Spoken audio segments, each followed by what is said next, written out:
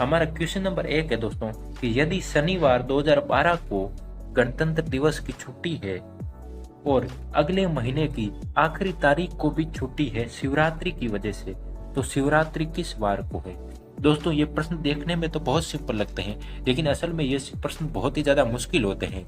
इसके अंदर आपको बहुत सारी चीजें पता करनी पड़ेगी। ध्यान से समझिए मैं क्या कहने की कोशिश कर रहा हूँ। सबसे पहले तो आपको दिया गया है गणतंत्र दिवस। इसका मतलब ये हुआ कि आपको दिनांक दी ही नहीं गई है, तो आपको थोड़ा सा जीके का भी नॉलेज रखना है। गणतंत्र दिवस कब आता है, स्वतंत्र दिवस कब आता है, क्रिसमस कब आता है, ये थोड़ी थोड़ी छोटी छोटी जो चीजें हैं, जो दिनांक है महत्वपूर्ण, वो आपको याद कर लेनी है। गणतंत्र दिवस कब आता है दोस्तों? तो 26 जनवरी को आता, तो ये आपको याद रखना है। अब समझिए, आपको दिनांक देखकर भी कुछ नहीं दिया है। 26 जनवरी 2012 को ये क्या कह रहा है कि कौन सा वार होगा? 26 जनवरी 2012 को इसने क्या कहा है? शनिवार है। ठीक है, पूछ क्या रहा है? पूछ रहा है, ध्यान से समझिए, अगले महीने की आखिरी तारीख को भी छुट्टी है शिवरात्रि की वजह से। अगले महीना, अगला महीना कौन सा होगा? अगला महीना हो जाएगा फरवरी। अब पूछ क्या रहा है? अगले महीने की आखिरी तारीख, मतलब कि लास्ट तारीख क्या होता है? फरवरी की। अब यहीं पर सारी की सारी मुश्किल हो जाती है। फरवरी के अंदर 28 दिन भी होते हैं और 29 दिन भी होते हैं, इसीलिए ये प्रश्न 99% लोग गलत कर देंगे। आप पहले खुद इस प्रश्न को यहीं पर रोकिए और आप खुद से सोल्व करने की भी कोशिश कीजिए, तभी आप ऐसे प्रश्नों को सोल्व कर पाएंगे। तो देखिए, सबसे पहले दिक्कत क्या है, हमें पता करना पड़ेगा कि ये जो फरवरी है इसके अंदर 28 दिन आएंगे, 29 दिन आएंगे। पता कैसे करेंगे? हमें पता करना पड़ेगा कि देखिए 28-29 का फर्क कब होता है? सामान्य वर्ष के अंदर कितने दिन होते हैं? फरवरी के अंदर 28 दिन होते हैं। लीप वर्ष के अंदर कितने दिन होते हैं? 29 दिन होते हैं फरवरी के अंदर। तो अब ये एक लीप वर्ष है, सामान्य वर्ष है, हमें ये पता करना पड़ेगा। अब पता कौन से वाले का करना पड़ेगा? 2012 का।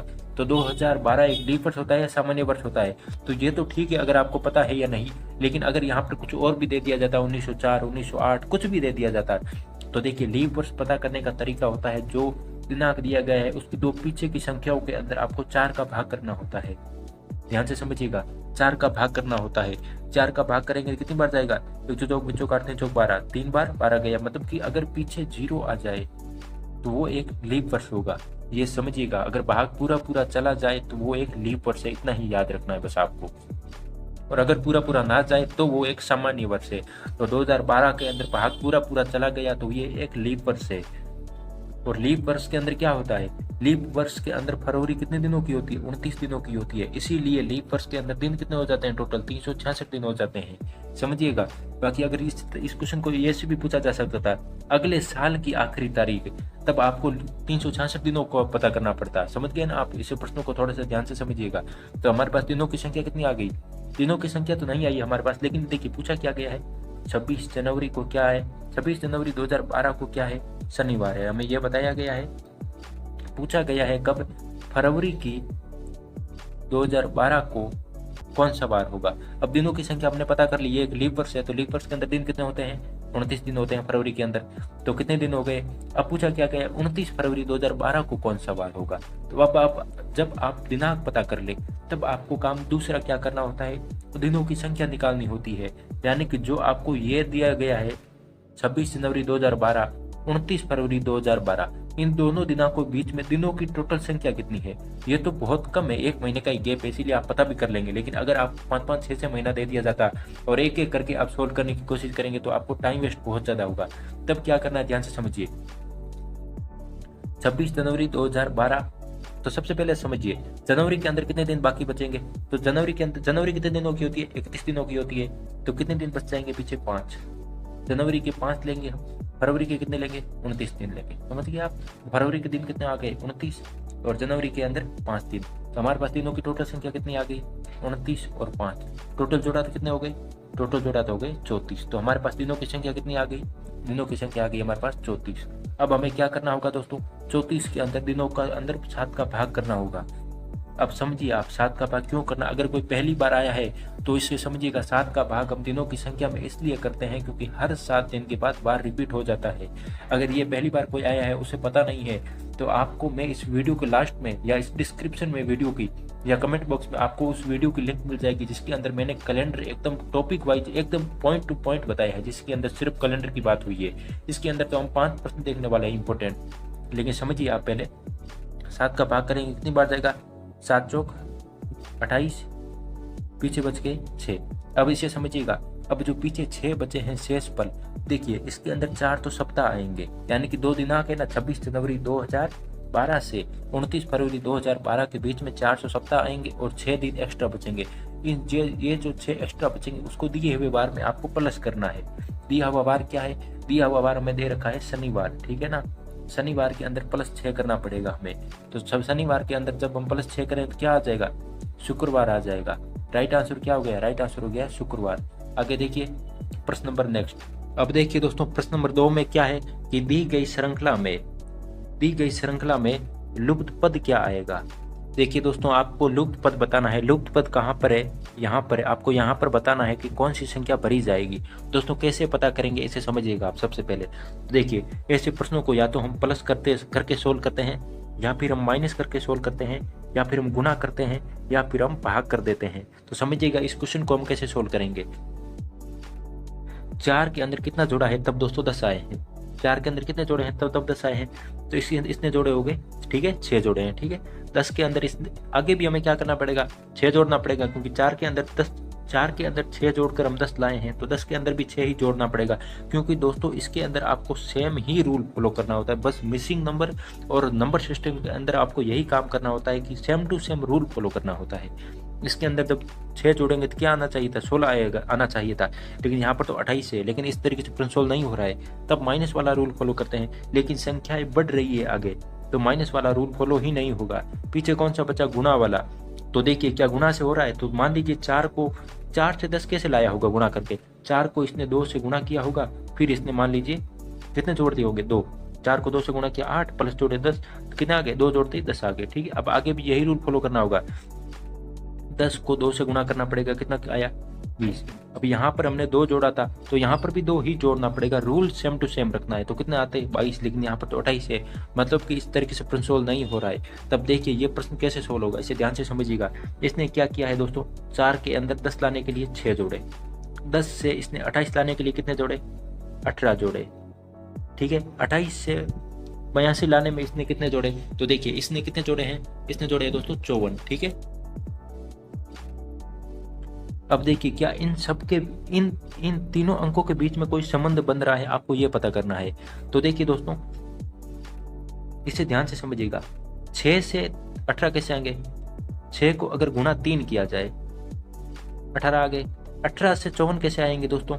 गुणा 3 अगर किया जाए तो 54 आ जाएंगे। तो यहाँ पर गुणा 3 किया है, यहाँ पर भी गुणा 3 किया है, तो 54 को भी आगे गुणा 3 करेंगे हम, और देखते हैं क्या आ रहा है। तो 54 को जब गुणा 3 करेंगे तो क्या आ जाएगा दोस्तों? तो आ जाएगा 162 यहाँ पर। तो अब ध्यान से समझिएगा 162 आ जाएगा। अब क्या करना पड़ेगा हमें? यहाँ पर हमने 28 के अंदर जोड़े थे, कितने?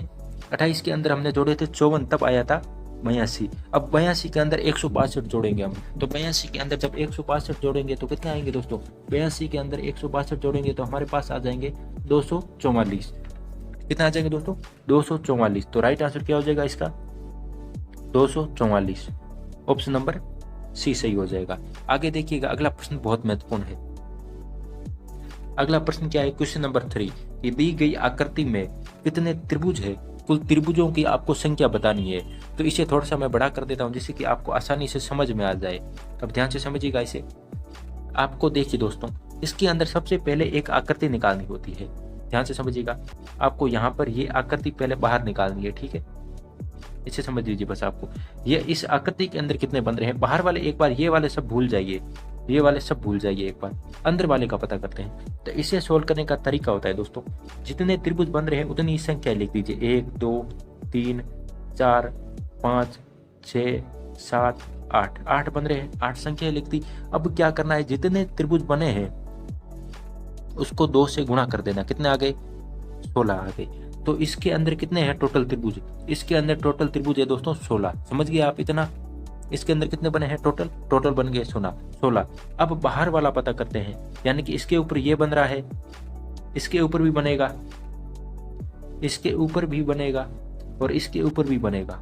समझ गए आप इतना? अब देखिए इसके ऊपर कितने बन रहे हैं, ध्यान से समझिए। एक ये बन रहा है और एक ये बन रहा है 2, और ये बड़ा वाला 3। अब समझिए 3 तो ये बन गए, लेकिन अब इसे क्या करना पड़ेगा?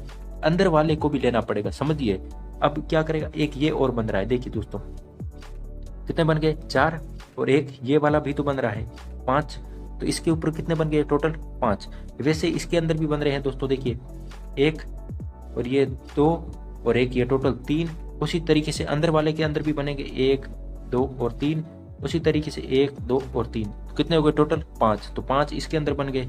ठीक है, उसी तरीके से यहाँ पर भी कितने बनेंगे 5 ही बनेंगे, क्योंकि एक ये बन गया, एक ये बन गया 2, वैसे ही एक ये बन गया 3, और उसी तरीके से अंदर वाले को भी मिलाएंगे तो कितने बनाएंगे, एक ये और एक ये, टोटल कितने बनेंगे इसके अंदर भी 5।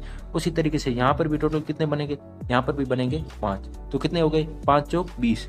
तो देखिए 16 तो पहले अंदर वाले के अंदर बन गए थे और 20 बाहर वाले के अंदर। टोटल जोड़े तो कितने हो गए, टोटल जोड़े तो हो गए हमारे पास 20 और 10 30 और 6 36। ठीक है, इसका राइट आंसर क्या हो जाएगा, इसका राइट आंसर हो जाएगा दोस्तों 36। दोस्तों ऑप्शन नंबर यहाँ पर देखिए दोस्तों 36 है, ठीक है ना, ये गलती से हो गया है, आप माफ कीजिएगा थोड़ा सा, यहाँ पर 36 है। ठीक है, आगे देखिए अगला प्रश्न है दोस्तों रक्त संबंध से संबंधित, ब्लड रिलेशन। देखिए क्या है क्वेश्चन नंबर 4।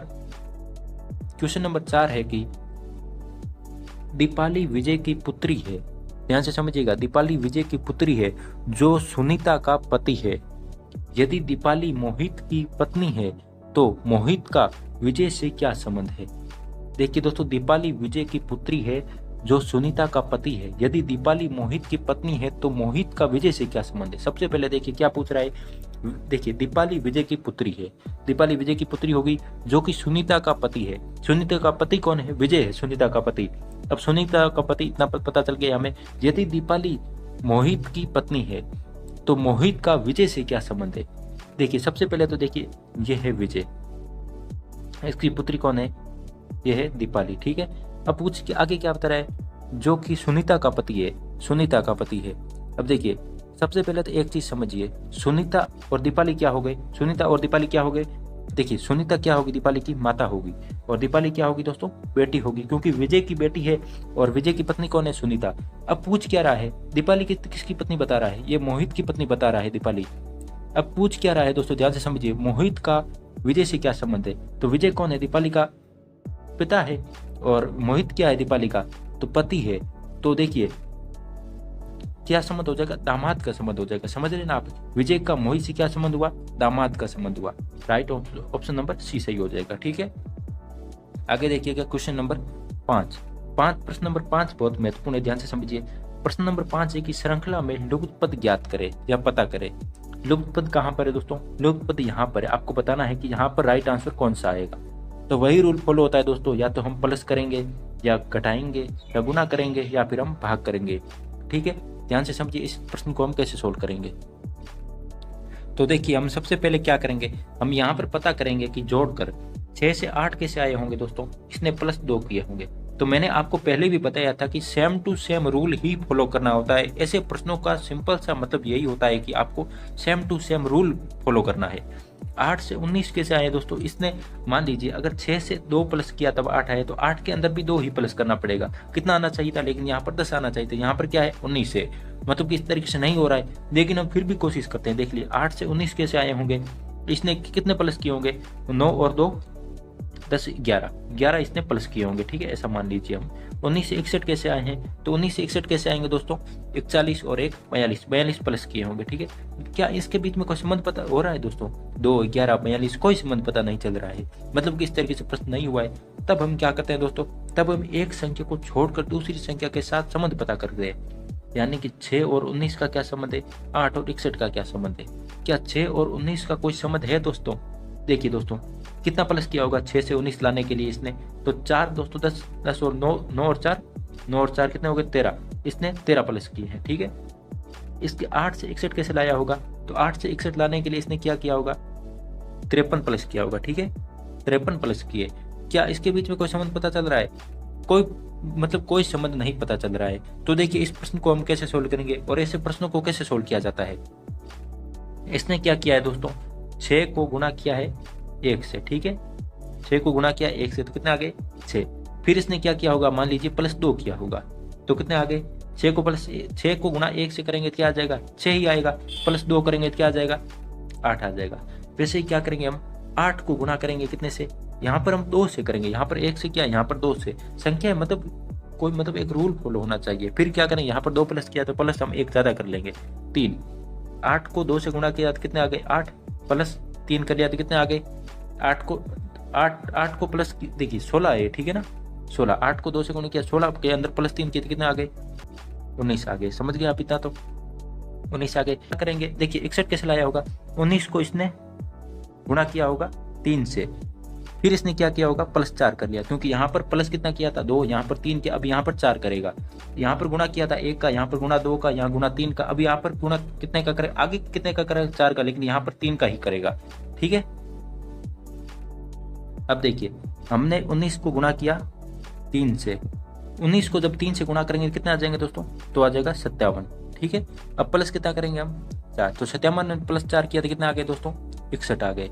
तो इस यहाँ पर आ गए 61, यहाँ तक देखिए, यहाँ से 6 से 8 आ गया गुणा 2 प्लस 1 करने से, यहाँ पर 8 से 19 आ गया गुणा 3 प्लस 1 करने से, अब 19 से 61 आ गया गुणा 3 प्लस 4 करने से। अब 61 से आगे क्या करेंगे गुणा 4 करेंगे, 61 का गुणा 4 से किया हमने तो कितने आ गए, तो आ गए दोस्तों 244।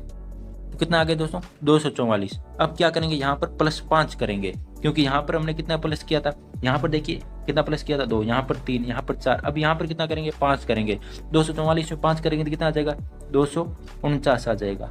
समझ गए आप, 249 आ जाएगा। तो राइट आंसर क्या हो जाएगा, ऑप्शन नंबर सी हो जाएगा। दोस्तों पहली बार इस चैनल पर आए हैं तो आप इस चैनल को सब्सक्राइब कर लीजिएगा। आपको इस चैनल पर हर सुबह 10 बजे एक रीजनिंग की वीडियो मिलती है और शाम को 4 बजे एक जीके की वीडियो मिलती है। इन दोनों ही वीडियो को टाइम टू टाइम अपने आप देखते रहने के लिए आप इस चैनल को सब्सक्राइब जरूर कर लीजिएगा। आपको चैनल के नीचे एक सब्सक्राइब का बटन